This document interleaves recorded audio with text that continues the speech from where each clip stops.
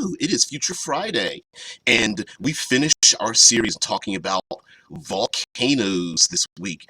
Yeah, every day, Monday through Friday, we go live and we take a subject, and it can be something as simple as volcanoes. We can talk about um, monsters and undead, but whatever the case may be, it always incorporates tabletop role-playing games. And of course, today on Future Friday, we get to talk about everything from industrial society all the way to modern into the far future, and how we can use a lot of these different elements in our tabletop role-playing games. So, all right,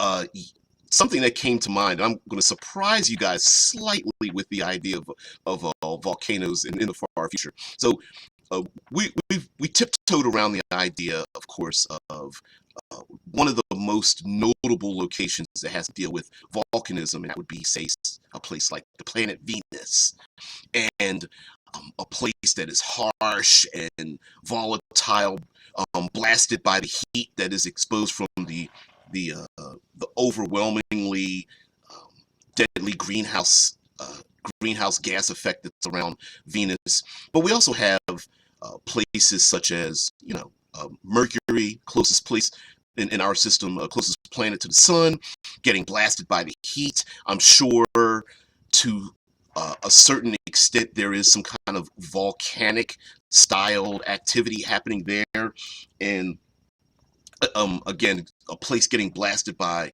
um, if you're talking intergalactic societies, locations that are close to whatever stellar energy source there is, like supernova and pulsars and all that kind of stuff.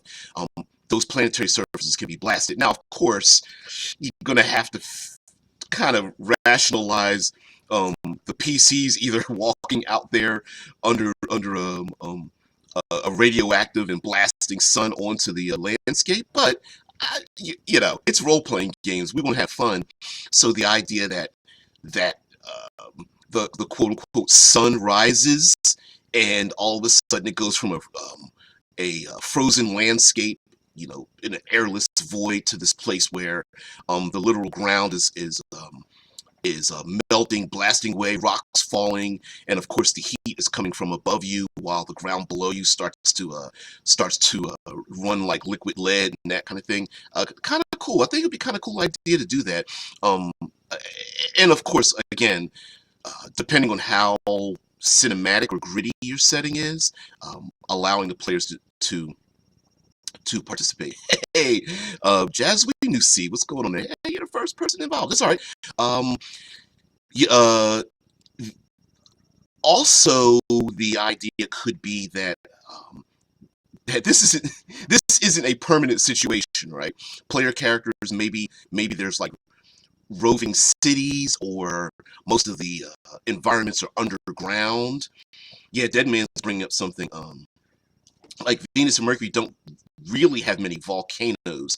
No, they don't. They are what I guess what I'm thinking of is just like a blasted landscape more than true volcanoes. But Europa and Ganymede, on the other hand, and a lot of those places are volcanic in a way that is not earthbound, right? Some of those places are spewing.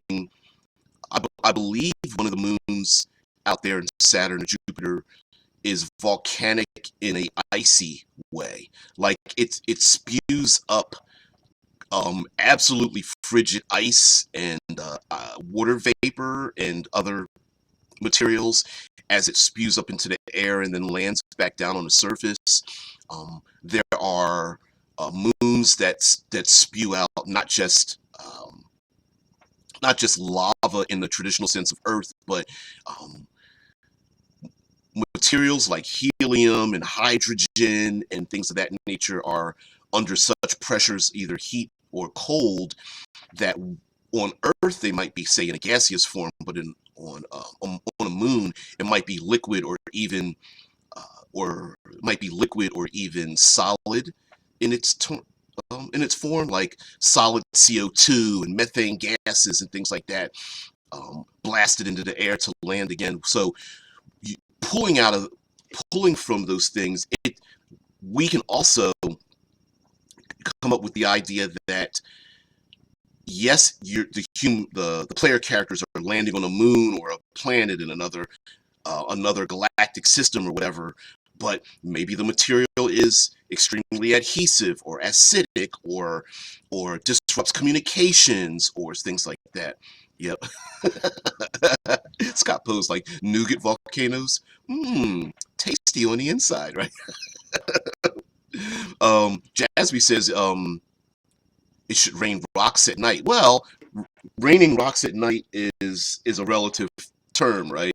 Um, Depending on like the spin of a moon or a planet, nighttime could be relative. I would say that probably Saturn or Jupiter is bright enough that if you're on one of those moons and it turns away from that planet, that your light source might be Jupiter itself, so it will be nighttime when you spin away from it. Um, but here's volcanism I think would be pretty nasty to do, and I think this would be kind of fun. Um, Scott, I believe it was Scott the other day talked about, and you guys bring this up a lot too, where you could have like crust busters. Yep. Jasmine's like petrol rain. Yeah, it could rain and be quite flammable, and the PCs are like, "Hey, let's get the engine started on our ship," and then all the PCs are like, "No, don't do it," because they're about to ignite everything. They're like, "Yeah, we're going to use our air thrusters, which might be, I don't know, maybe there's like ram jets that could get gummed up because of whatever's falling out of the sky. But yeah, something could be extremely flammable through either exposed flame or electrical sparks or what have you. And depending on the atmosphere, if it's breathable or not, that may have a lot to do with it as well, especially if the PCs are in spacesuits. The idea of Io, Tesla Ranger puts in Io. Io, I believe, is a frozen volcanic moon. I can't keep track of them, but I do know that there is one where they say that there's literal debris as it spins. The core is getting shifted around so much that the outer rocky surface keeps cracking, breaking, spewing forth material for it just to land back on its surface again for that process to continue over and over again.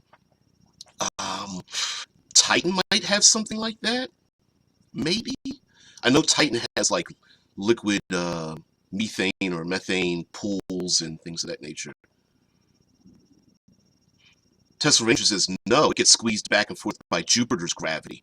Yeah. I couldn't remember if it was Jupiter or Saturn. Jupiter's gravity is extremely active, and how cool is that, right? And to be like, why would first of all, you gotta come up with some kind of reason why the player characters are there to get the MacGuffin, right? Are they going after someone? Is there a criminal enterprise? Do they land there by accident? Due to some kind of like solar flare or radiation burst or sabotage or something? Are the PCs part of a criminal? Are they themselves criminals or mercenaries or something that only the most unsafe places in the system can they go and have a discussion, a transfer, or something? Oh, you're fine, Jazzway. You don't have to correct yourself. Yeah, Jazzway says Jupiter has 51 moons, and I'm sure um, an uncountable amount of smaller stellar bodies, probably numbering in the tens of thousands of stellar bodies, asteroids that are captured by the gravity and such. Deadman says most of Jupiter's moons are volcanically active to some degree, and that's because of Jupiter's super high gravity and radiation that comes off of it. And much like, I, it's a weird way to say this, but much like needing Plato is kind of how those moons are are so active internally because they're constantly being massaged by the gravitic forces, and I'm sure a lot of that has to do with the fact that those moons, uh, intergalactically speaking, are pretty soft, as opposed to just being a hardened asteroid rock, right? They have like a core, and then there's a softer external part of it. Yep, Dead Man says Saturn has 87 recorded moons, and I'm sure there's probably again there's probably thousands to tens of thousands of well, Saturn has rings, so I guess I'm way off on the count there, but there's enough stellar debris that 87 moons probably is a low count, considering how much, considering that from with the not naked eye, but with a telescope from here, we can see the rings. I've seen those rings before. It's kind of cool. Tesla says Io is one of the four large moons of Jupiter, the largest planet. It's the most volcanically active world in the solar system. I did not know that part. It's almost certainly covered with active volcanoes. They erupt plumes of sulfurous chemicals that can reach far out into space. Io's volcanoes are powered by Jupiter. Io orbits quite close to Jupiter, so its interior is constantly being pushed and pulled by powerful tidal forces.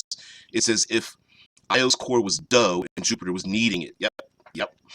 These titanic forces mean that Io's interior gets very hot. All that heat energy has to come out somewhere, and it does so through the volcanoes. Yeah, and I wonder if the volcanic activity is one, since it's so active that it would be very difficult to map the volcanic activity. So an example would be like here on Earth, especially the volcanic mountains, we see them and we know where they're at. Now whether they're active or not is up for debate, but we have maps of where they're located, and then using that we can extrapolate other areas where there's a possibility or something. I wonder if Io is so active that literally a volcano could spawn in like the next couple of hours, right? Like someone lands a ship and then it's so active that you at one moment your ship is on a flat surface, and the next moment it's like rising into the air as the very ground starts to shift and break and force itself forward, and then blast that very ship, thousands of kilometers into the sky. Yeah. Jazzway says distance from the sun, puts in like the how many millions of kilometers away from the orbital period, 12 years. Yeah, I can't read all that. But it's awesome though. It's daunting how much distance and space is out in space. Yep, Jazzway says if a moon is close to the planet, it will break up into a ring, especially if it's very soft and the gravity can break it up. It'll turn into a ring around that planet. Tesla says Titan is the largest moon of Saturn, the ringed planet. It's the only known moon to have a dense atmosphere, although not one we could breathe. Apart from Earth, it's the only body in the solar system with lakes. But unlike our watery ones, Titan's lakes are made up of liquid hydrocarbons. Titan may have cryovolcanoes. Instead of erupting molten lava, they would erupt volatile liquids like water and ammonia. Yeah, why did I forget the ammonia part of it?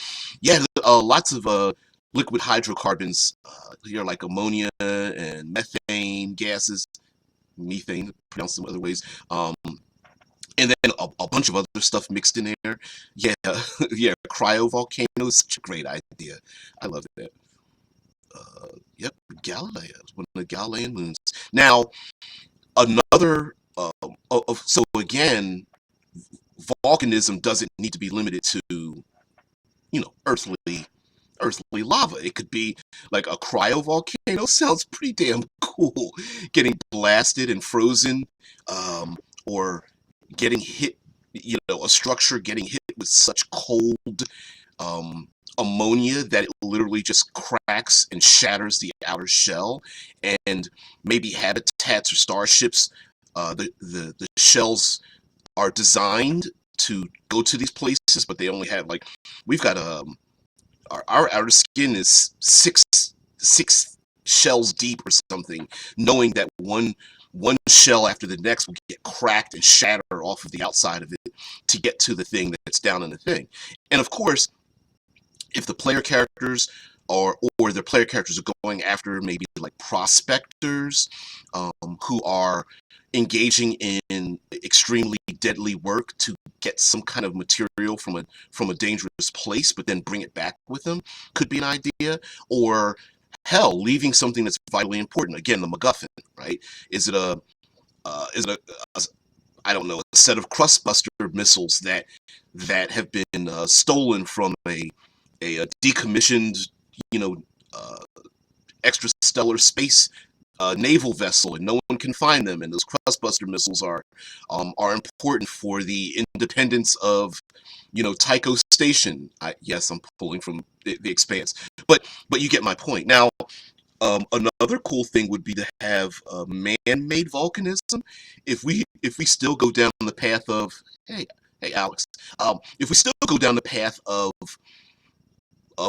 volcanic activity, what if a something happens where a moon or a planetary surface is hit by something like a crust buster impact from a kinetic missile, or some kind of planetary impact, either natural or man-made. I don't know.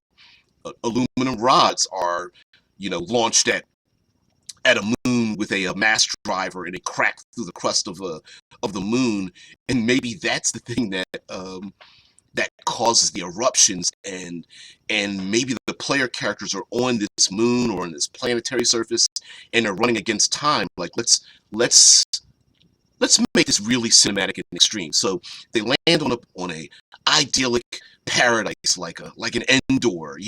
It's all jungles and forests and plains, and there's butterflies, and then the enemy shows up, or an enemy takes over a local satellite or something, and they fire down a set of these crust buster impact weapons or something, and boom, cracks through the crust, and then all of a sudden the place, you just see gouts of flame and lava start jumping up, and the PCs have to run back to their starship, or within months, weeks, days, hours, the planet itself will crust and become lifeless, or at least lifeless for humanity, and they have to run and get back to their starship, or get to the space elevator, or get to the highest mountain peak, or collect the refugees, or get some important dignitary, or whatever.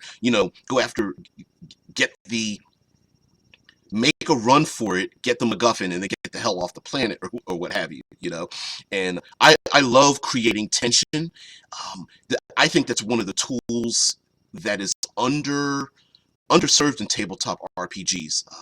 You want something that's going to push people forward and completely eliminate analysis paralysis. You don't want to give your players a problem and then give them forever to analyze that problem. You want them to keep moving, keep moving forward, push forward. So what? You don't have the answer to the riddle or the puzzle or the problem. Just keep moving forward. Keep your feet moving, keep your mind moving, keep your body moving. And so in that sense, you have something in your back pocket where you can say, guys, the planet is like cracking underneath your feet. You're going to have to get somewhere. And you're like, well, I want to go shopping for cyberware. You don't have time for that. No. Dead Man says Io is one of the Galilean moons of Jupiter, named after the astronomer Galileo. The other four largest moons are the rest of the Galileans. Actually, a mass driver goes on to say, a mass driver would use a denser metal than aluminum, likely osmium, densest element known to humanity. Yeah, a super. Yeah, it would make sense to use a mass driver, especially in a lighter gravity, and then launch the densest material you can find. And of course, you don't, except for using the mass driver to aim it, you don't need like a fuel source or anything like that. You basically it's like the equivalent of like dropping a brick onto like a glass plane. I mean, a window pane or something like that, right? You just take it and launch it as fast as you can, and then have it explode wherever it hits.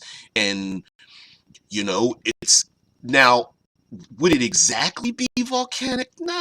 No, but could you pull a lot of things out of that? Yeah, I mean, waves of smoke and poison gases and things. Yeah, earthquakes and crumbling, crumbling buildings and road systems and things of that nature. Especially if it's heavily populated. Hell yeah.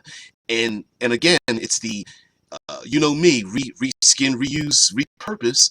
Um, if you've got rules in your game for, I don't know, a landslide, you can use those exact same rules when the city planet of Coruscant starts to collapse in and on itself. So why not?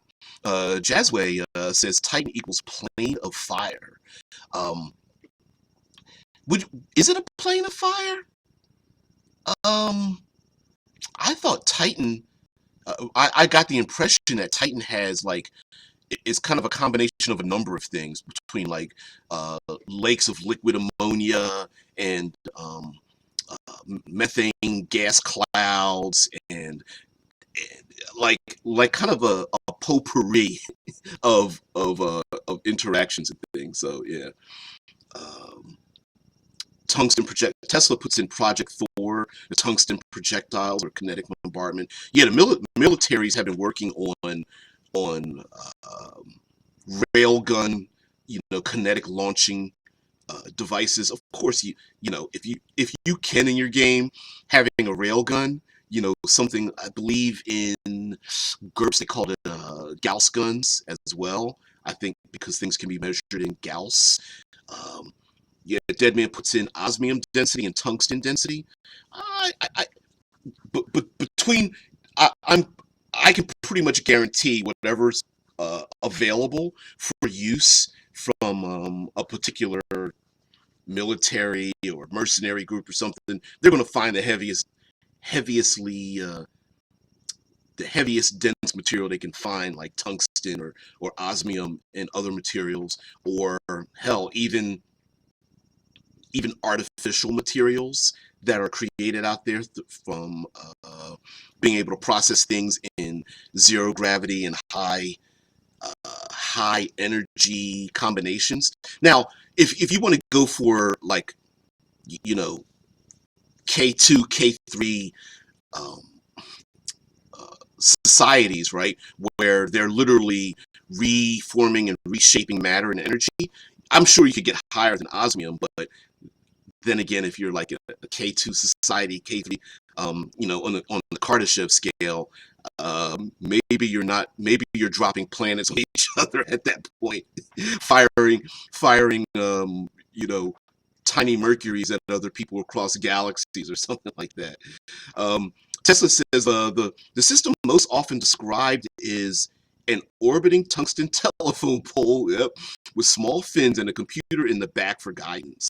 The system described in the 2003 United States Air Force report was that of a 20-foot long, 6.1 meter, 1-foot diameter tungsten rods that are satellite controlled and have global strike capability with impact speeds of Mach 10. Damn. Yeah. Yeah.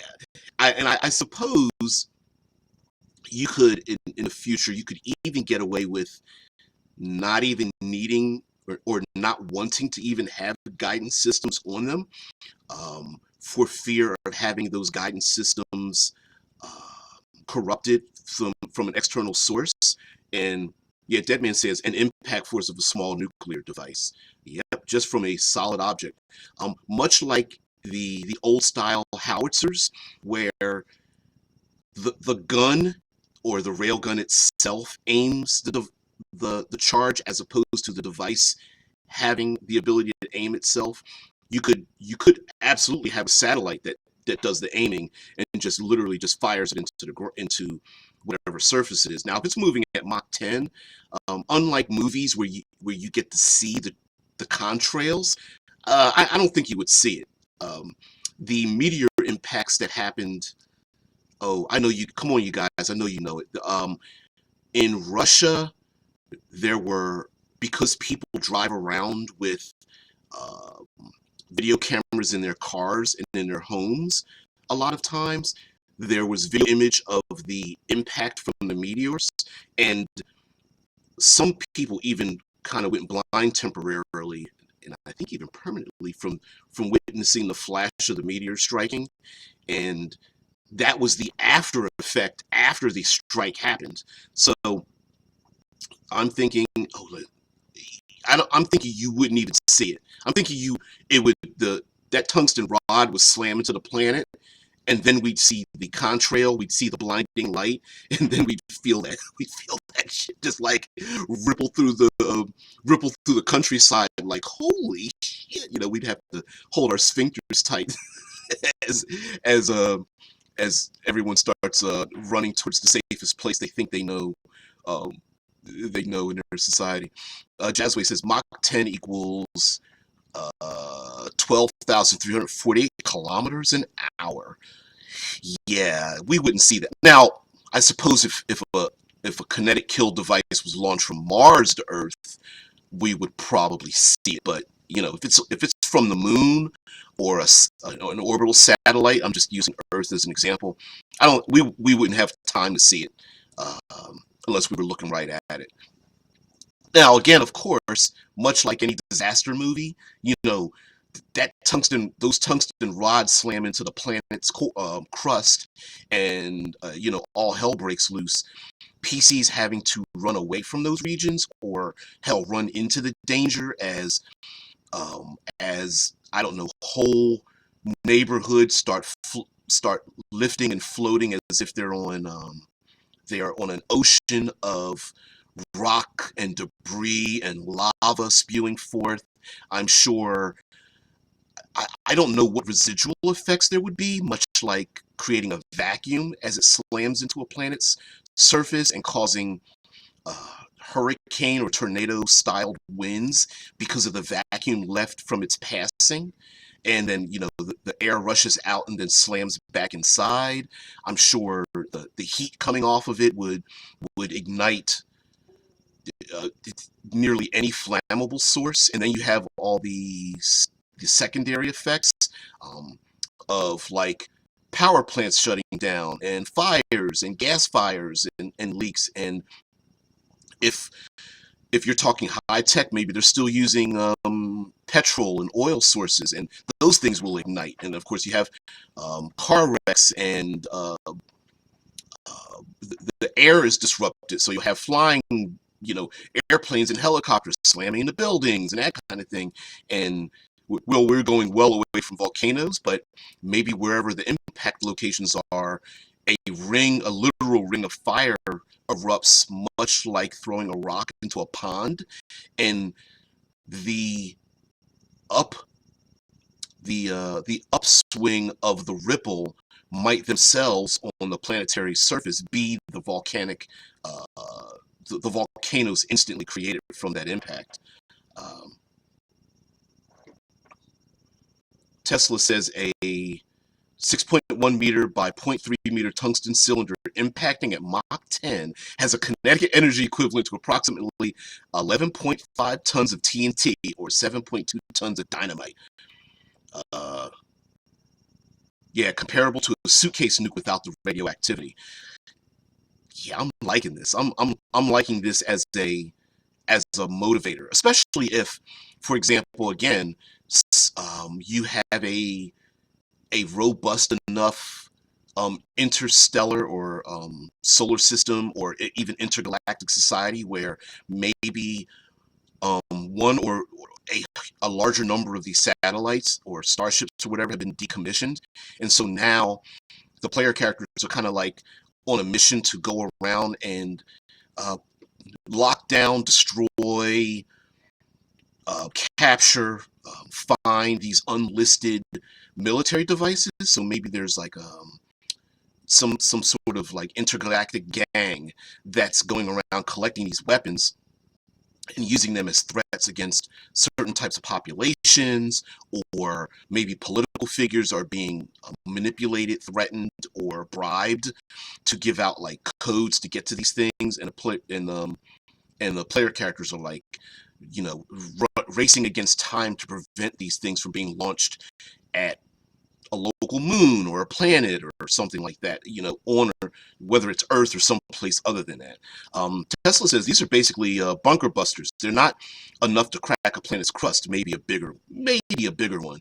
And again, we're not talking about destroying a whole planet, right? It's possible that there.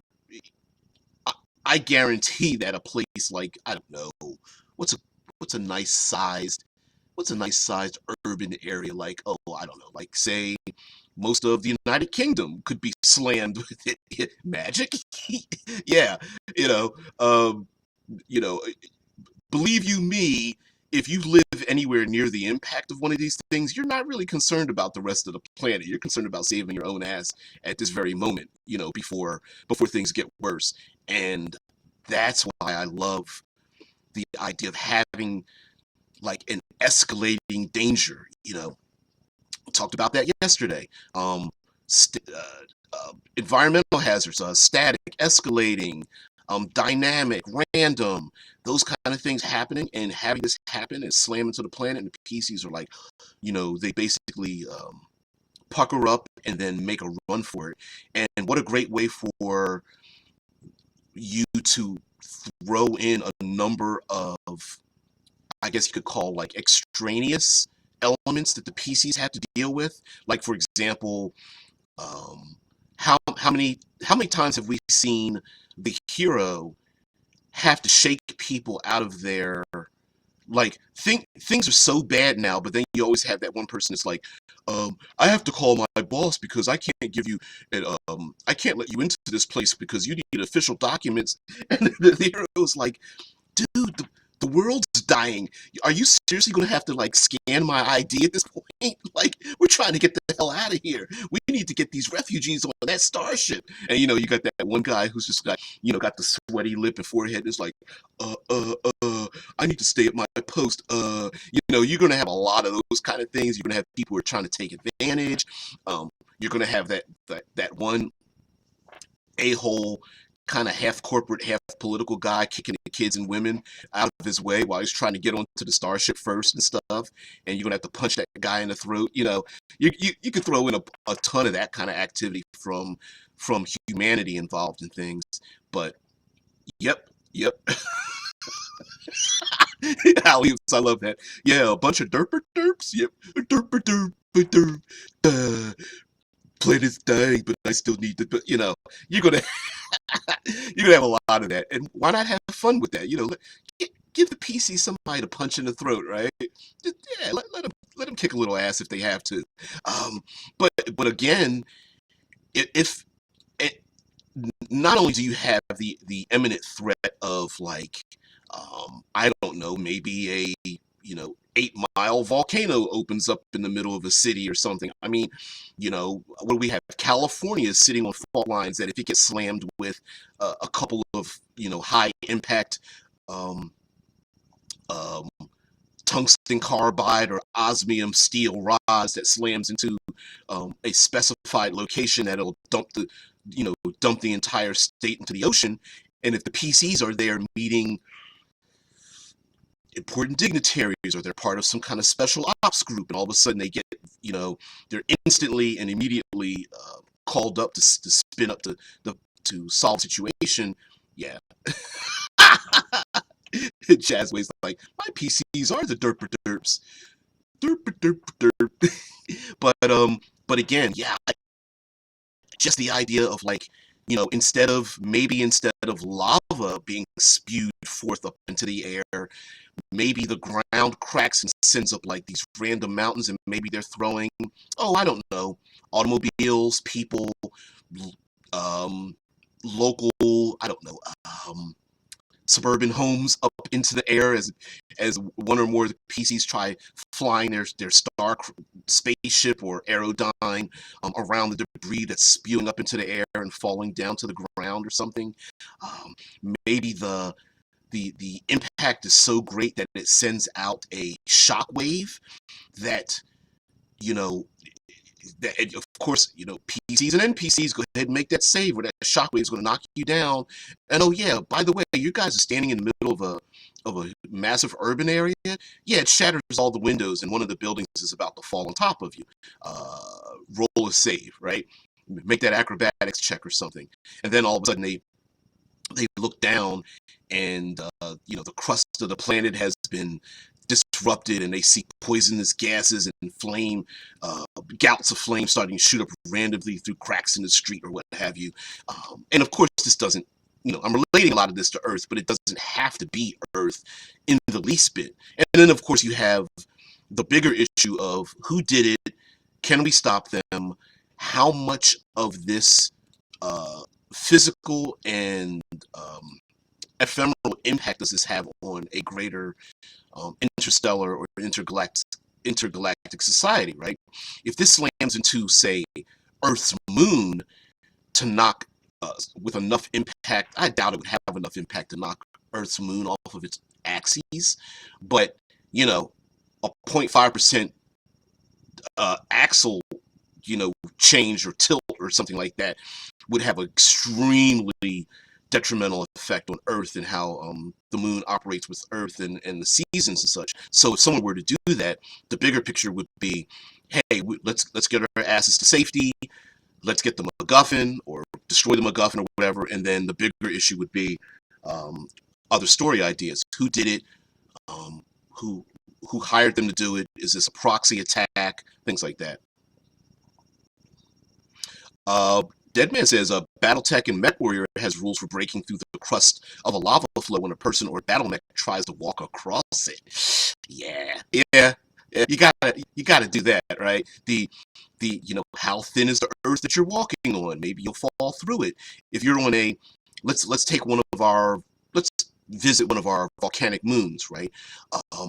You all the same things still apply, even if the structures are different. So let's say it's a superheated volcanic moon, or it is a super cold cryo moon. Either way, thin ground, dangerous materials below, whether it's gouts of freezing cold or gouts of flame. You have the same thing, acidic fluids or acids.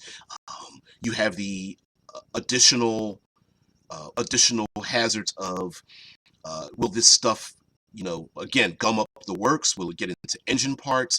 Will it cover up face masks and you can't see? Are there gases spewing forth where you have difficulty visually, or maybe there are particulates that will detrimentally affect sensor operation or communications operations.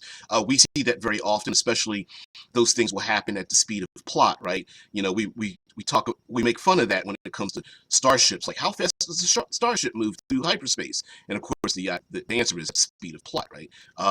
The same thing can be said for disruptions in communications. Hey, when does cell phone coverage die? Well, when we want to increase the tension. So those things may happen as well from particulates. And of course, you have there are other side effects, damage to equipment, not only suffering harm from being crushed and being blasted by chemicals or what have you, but you also have the idea of being pinned down, falling into crevices, being blown aside by the explosive force of a random or man-made geyser, yeah, that kind of thing. There's all kinds of disruptive forces that may or may not have an impact on your world. Not following you there, Jazzway. But I have to think about what you're trying to say there about wizards teleporting and stuff, which in and of itself, listen, transporters, warp holes, teleportation, those kind of things can be pretty dangerous around volcanoes, right? A warp door that opens up and PCs run through it, and of course they run back onto their starship, and they're followed by, I don't know, flowing lava that comes through the warp hole. There's the There's the idea of, hey, I've teleported to this place many a time, and then you teleport there, not realizing that the open air market used to be your teleport location is now an open crevice looking down, hundreds of kilometers into the planet's core as the planet breaks apart beneath your feet, right? Not always safe, even if you have the ability to instantly go from one place to another. Although you could have fun with that. Now, um, other volcanic hazards and things that we can come up with are the idea that we have to talk about aliens, alien monsters, alien races, and things.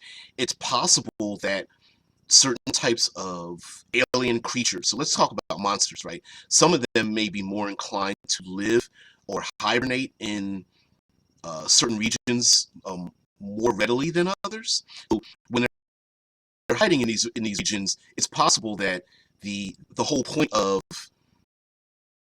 the volcanic activity in the first place is because maybe they are waking up, maybe a certain type of period of time or radiation or sound, high frequency sound or something is waking these creatures up, or maybe the those tungsten rods weren't tungsten at all, but they were literally, I don't know, alien seeds that were launched down to the planet's surface to essentially cause like a Godzilla style terraforming of the planet or something. Yeah, Al says instant, like basically instant bake when that port is already in magma, if it isn't already destroyed. Yeah. Um, Hell, who knows? Maybe, well, if you have, let's say, Star Trek, right?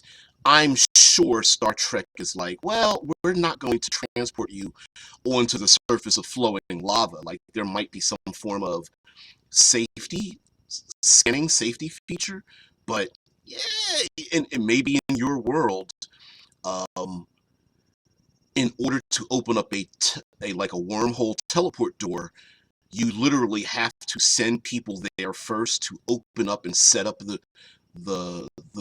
ring in order to open it up to let people walk through it, which in and of itself would be a great story idea, right?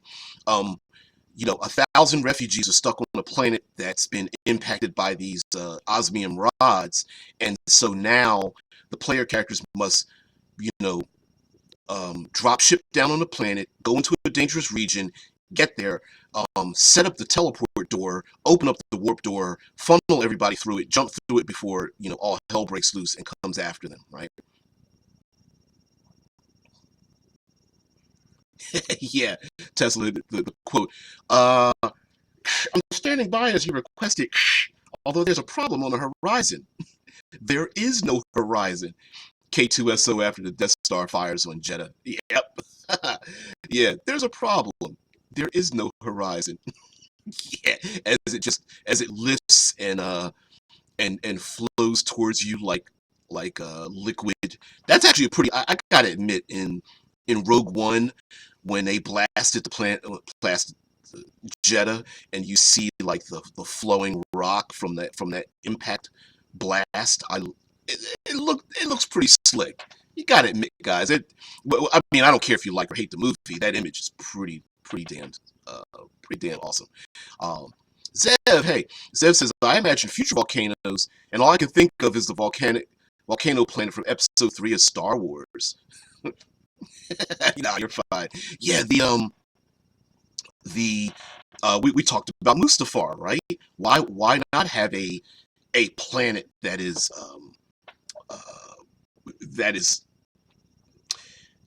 a culture using it to get the ore from it and the geothermal energy and that kind of thing, and the player characters need to, I don't know, navigate this planet's world, and of course the PCs have to hop, jump, skip across, I don't know, rocks because of flowing magma and waterfalls of magma and rock and things like that. But the things that naturally live there in and around the geysers of heat and poisonous gases and stuff might be kind of cool.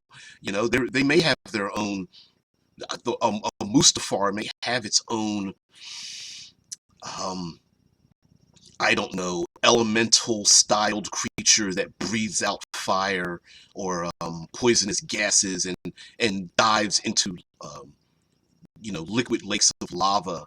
Um, yeah, liquid lakes of lava, only to come out underneath the PCs, grabbing one of them, pulling them down into the rock or what have you.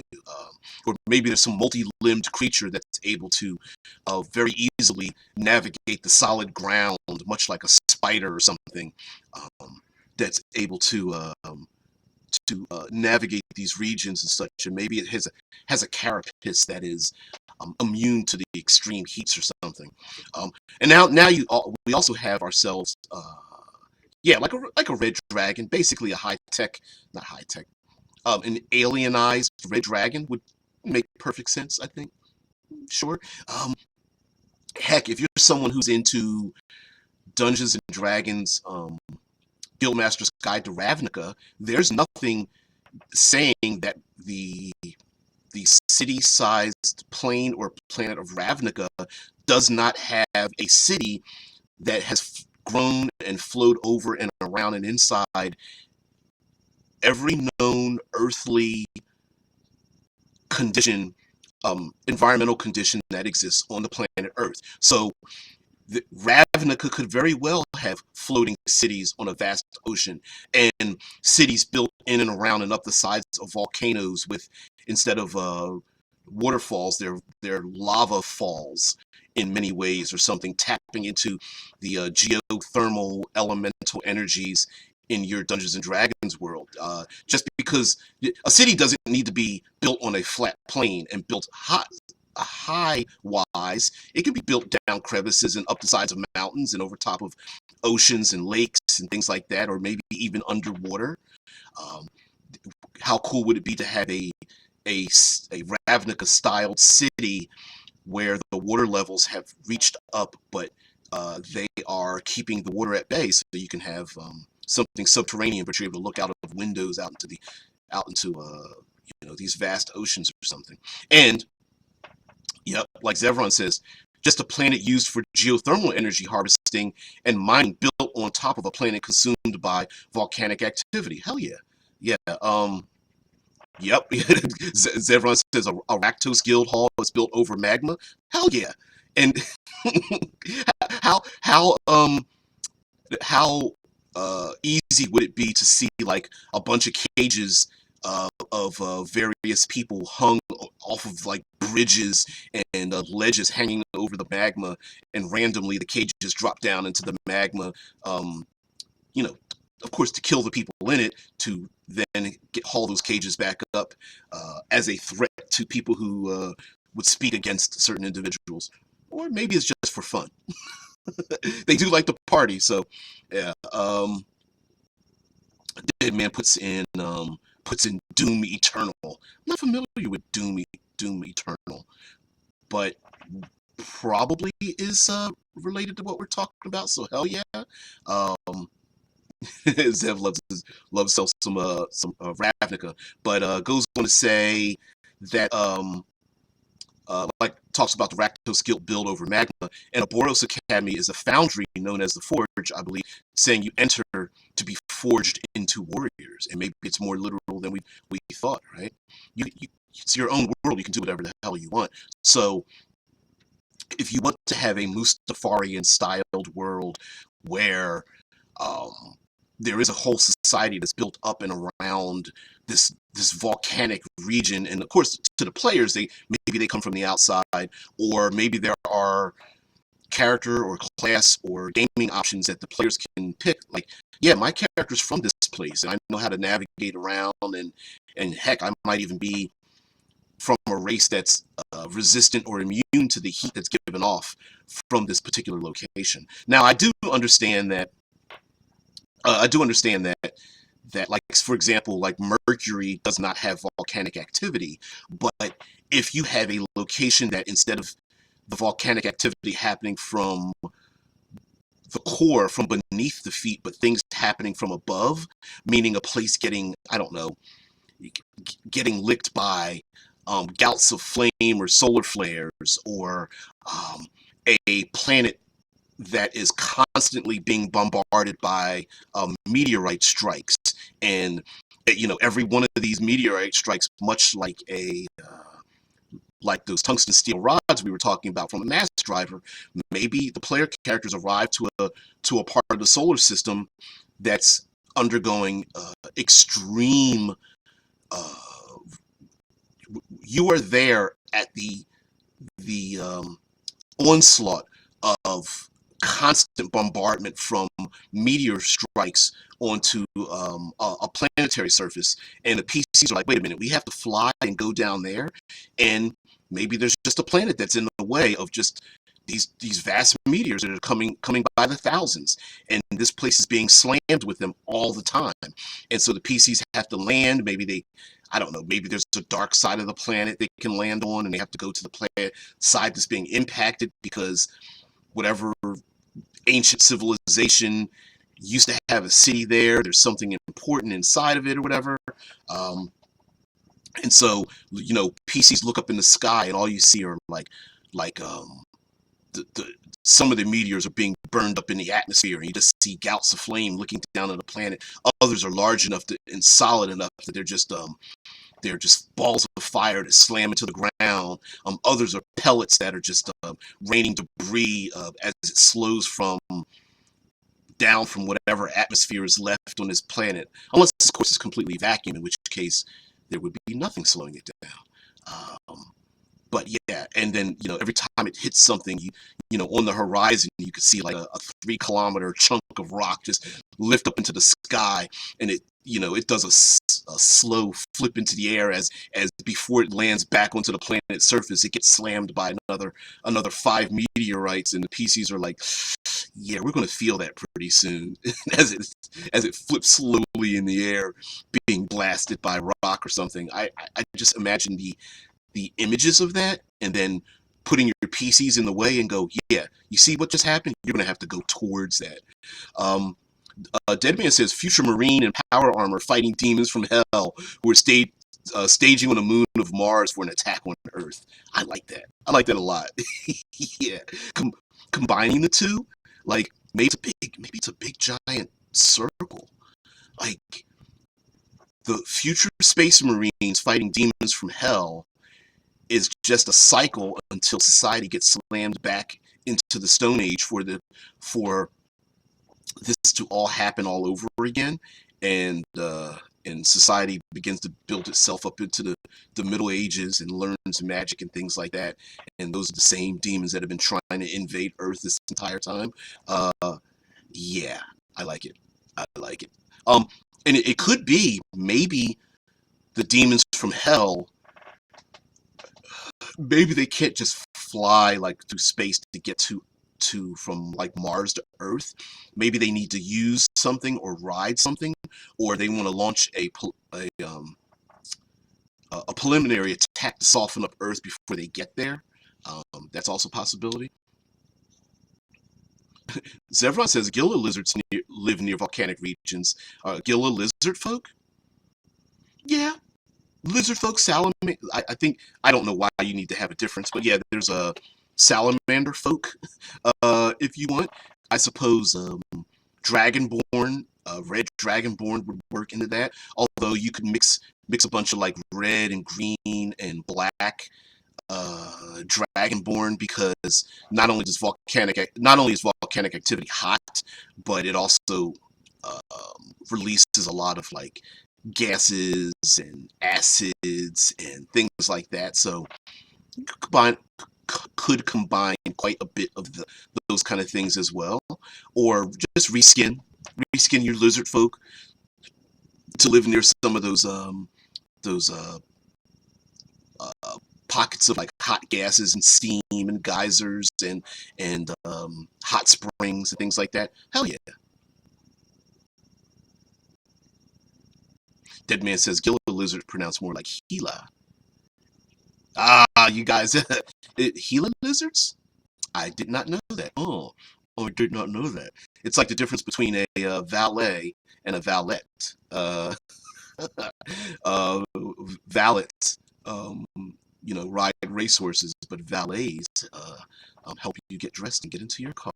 Um, yeah, I'm thinking that there's a lot of story ideas, and I think a lot of, especially you guys know me, I'm the self-appointed third pillarist of the tabletop RPG community, and as your resident third pillarist, you know me, I love using the environment, but in short, even if you don't want to use any rules or you feel like it's just a little too complicated, the idea of uh, using that to shape your setting and like having like a Gila lizard folk or something, it's a great idea. Why not? Having, if you're using Dungeons and Dragons as a backdrop, having rangers that are adapted to volcanic regions, and your local druids and um, clerics that have gods or godlike beings, or warlocks who are able to make a patron of a reskinned Afrit or Jinn or whatever that lives near those locations. Tesla puts in a link for Wikipedia to the Gila monster. The Gila monster. Uh, the Let me go ahead and click this. I hate being top-headed, but I want to see this. There's also, yeah, there it is. Yep. And that could very well, you could draw a lot of extrapolate cultural things from the living creatures that live in and around the locations of volcanic activity. So an example would be much like cold-blooded creatures that say get body heat by laying on rocks. Maybe it's a very common thing to have a giant rocks that the PCs will sit cross-legged on as they talk to the Gila lizard chieftain or something like that. And maybe the rocks are pretty warm. They don't have to be burning, but they could be. And maybe there's a trial by fire of sorts, as the maybe they use slings to throw superheated rocks at their enemies, much like the gold the superheated embers inside of like a furnace or a fire. Maybe they use those as weapons, and the PCs are expected to lift one of these glowing hot rocks or something in their hand, or grab it in their hand for a certain amount of time to prove their loyalty or something. Yeah, Dead Man says salamanders live in hot areas as well. I know there's a difference. For me, it's just a matter of a reskin. Like, you already had lizard folk. You don't need to make a separate salamander folk, because by that reasoning, why wouldn't you have lizard folk live in any other region of your setting, right? Jungles and forests and mountains and deserts and coastal regions and and oceans and rivers, and you could give them each different names, but I don't think you need a separate stat block for everything. Um, Omen says the creatures. It says creatures of the Black Space Marines. Yeah, well, they live on a hot planet too, but yeah, and it's possible that um, the Phoenix. Ooh, the idea of the Phoenix coming from a molten hot location. Yeah, I mean, of course, you have the classic idea in Dungeons and Dragons of the plane of fire, and how easy would it be for you to describe your own plane of fire, or at least the edges of the plane of fire, as being this molten hot Mustafarian style place. Maybe the player characters are trying to get there to find weapons and or armor and or equipment that can survive in hot regions.